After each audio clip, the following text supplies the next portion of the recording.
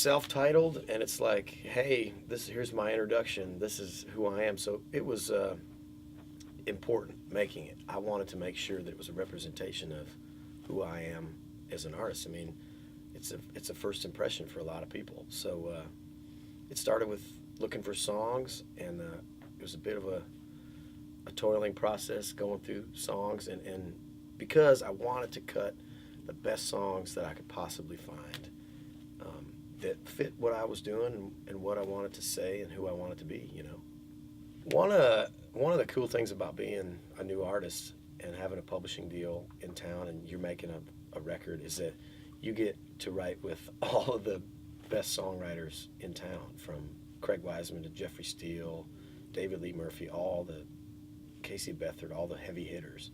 And everybody's different, you know, but I like to start with the guitar. I don't feel comfortable unless I just kind of start banging around on a guitar and getting just whatever vibe I'm in the mood for out of a lick or a progression. And then once I got something, if I'm co-writing, once we've got something music-wise that we are feeling, from there I guess I just start humming something that might kind of go over the chord progression or the lick.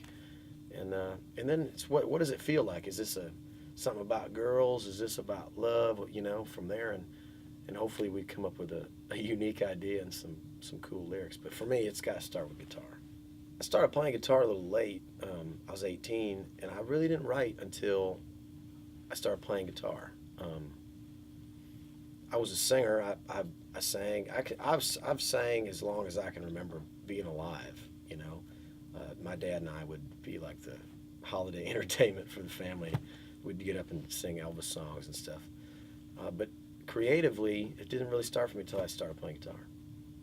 Yeah, nobody professional, but my mom and dad both sang, and just always music on, always an oldie station or a country station on in the house or out in the garage. And my dad's just a musical guy, and he'd sing a lot, and just something we did together. And ever since, one of my oldest memories of all time was a neighbor lived down the street, played guitar. My dad had a guitar, but he didn't really play it. And they'd get together and just sing, and they had some kids. And one of my oldest memories, I remember laying on the floor, like, you know, probably about to fall asleep, and my dad and his buddy are on the couch, and they're singing Kenny Rogers songs, you know.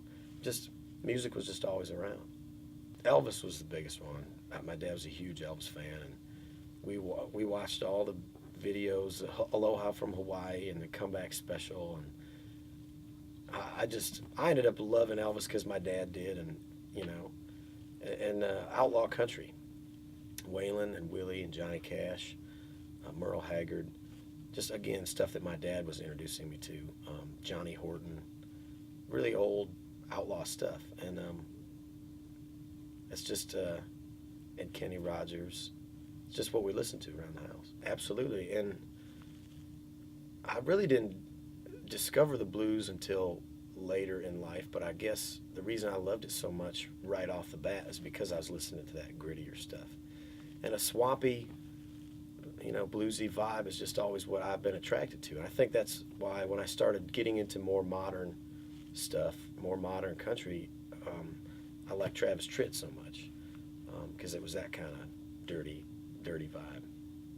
Oh, absolutely. I went off the path many times, and especially when I started playing guitar, because you start discovering guitar players and bands, and so I went through the gauntlet of guitar players, Hendrix and Clapton and Jimmy Page and all the classic rock guys, and then I got really big into the blues, and my default setting and kind of home base for me as a guitar player is blues licks. You know, it's basically all blues licks that it's just what I love. It's just my style, you know. And so I got off into that pretty heavy. But when I started writing songs and became an entertainer and was playing professionally, it was always country for me. It was I want to be a country singer, and I want all those things that I learned and all those genres and artists that I love to influence my sound as a country singer, which I think they have. I actually didn't want to do it. I've never liked the battle of the bands vibe. I just feel like music is art, and it's not up to anybody to say who's better or worse or what's, if things just, it's different.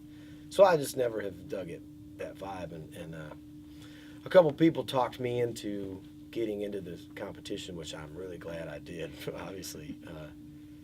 Yeah, it was a bunch of groups got together and played 3 or 4 songs, and I won and got to open for them in Grand Rapids, Michigan, at a huge arena full of people, and it was awesome. An incredible experience. The first time I've ever played in an arena or in front of that many people, and something happened a little bit further down the road. They were coming to Detroit, and an opener fell out or something, and they called me up and said, "Hey, you want to come over to Detroit and do this show too?" So we packed up my van and went over there and did that one too. So we got a couple shows out of it, and it was awesome. I got to add it to my resume, and definitely was a talking point when I was down and began to make trips to Nashville. I could say, I was a part of this thing, and somebody, "Oh, I remember that thing." So it was a good jumping off point. If I remember, we only had like 15 minutes set, like 3 or 4 songs. And we did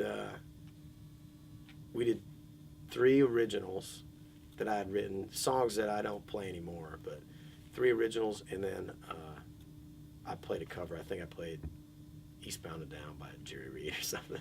Because I felt like these people don't know who I am. I got to play something that they're going to recognize.